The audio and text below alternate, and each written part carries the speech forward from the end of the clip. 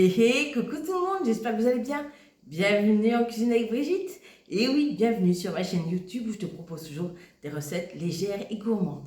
Si tu es nouveau ou nouvelle sur cette chaîne, tout d'abord, bienvenue à toi. Tu vas voir, il y a plus d'une centaine de recettes de quoi te régaler. Ici, la gourmandise est reine et elle n'est pas un vilain défaut. Loin de là, on cherche toujours à se régaler tout en légèreté. Si tu as envie d'avoir toutes mes fiches recettes, tu les trouveras aussi sur mon groupe Facebook. Bienvenue dans la cuisine de Brigitte. D'ailleurs, c'est dans mon groupe que j'ai posé la question à mes petites gourmandes de savoir si elles étaient tentées par une recette de polenta sucrée. Elles m'ont répondu oui. Alors, je m'y suis collée, j'ai mis mon beau tablier et je te propose aujourd'hui une recette de polenta sucrée aux abricots, idéal pour un petit déjeuner pour démarrer sur les chapeaux de roue. Ça sera une recette à 160 calories, donc franchement au top pour débuter la matinée et avoir de l'énergie. Voilà. Bon, je te mets la liste des ingrédients, non pas dans la recette parce que ça défilait un peu trop vite. Tu l'auras maintenant et dans le descriptif de la vidéo YouTube et sur la fiche recette que tu retrouves dans mon groupe Facebook. Bienvenue dans la cuisine de Brigitte. Voilà.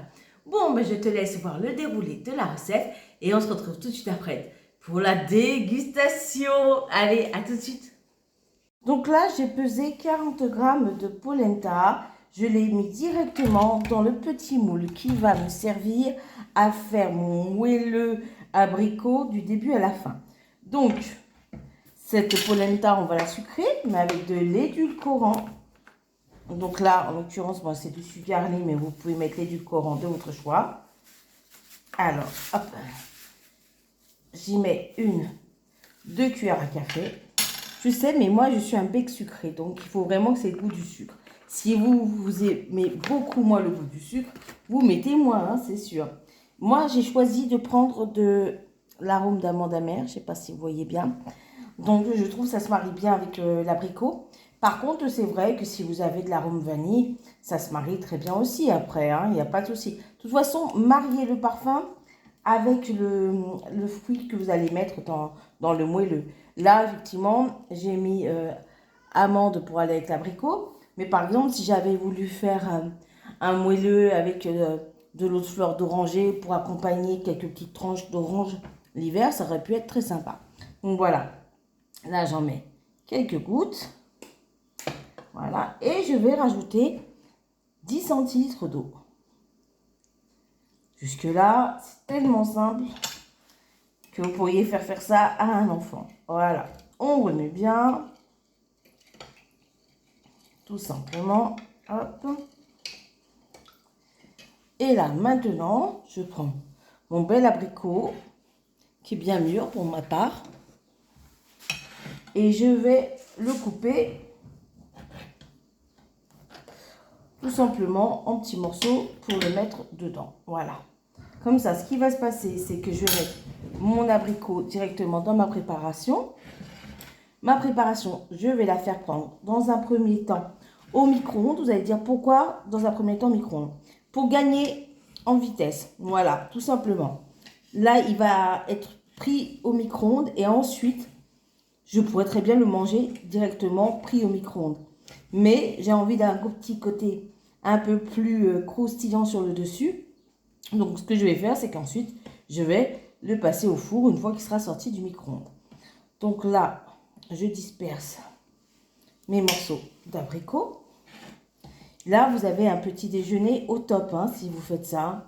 Franchement, vous voyez, ça va vous caler pour la matinée avec ça.